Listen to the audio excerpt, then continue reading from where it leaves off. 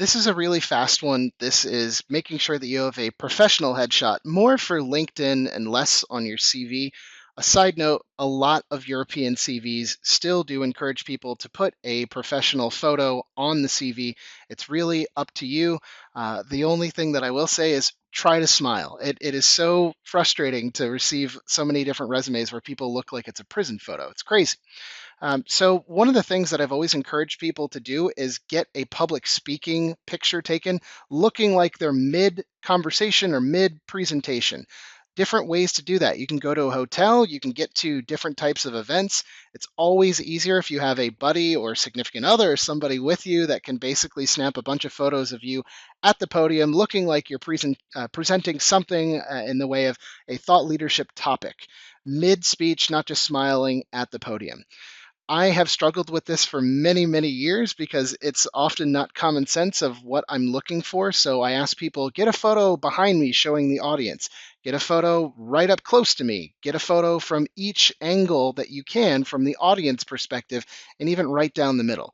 This will help you to be able to show a lot of really cool stuff in terms of your presentation skills, but also, even if you're not a presenter, you can still make it look like you've done lots of thought leadership. It really helps before, during, and after events. If you are actually speaking, try to get some incognito shots so that it looks like you're mixing it up with lots of people. It really helps. Some really quick photography stats. I happen to like this AI generated image. So, some quiz questions. Percent of Americans, people who smile are more, think that people who smile are more trustworthy, confident, and approachable. Percent of resumes that are rejected because of a photo. Percent of interviews that thought a lack of a smile is a good enough reason not to consider a candidate. And the numbers: 68% of Americans think people who smile are more trustworthy and confident and approachable. 88% of resumes are rejected because of a photo. Now, those are American resumes. Bear in mind that you're looking at a European sensibility, so that data is off.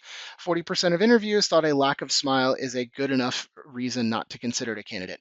Honestly, this is just HR 101. It's what you're dealing with. Let's just move on.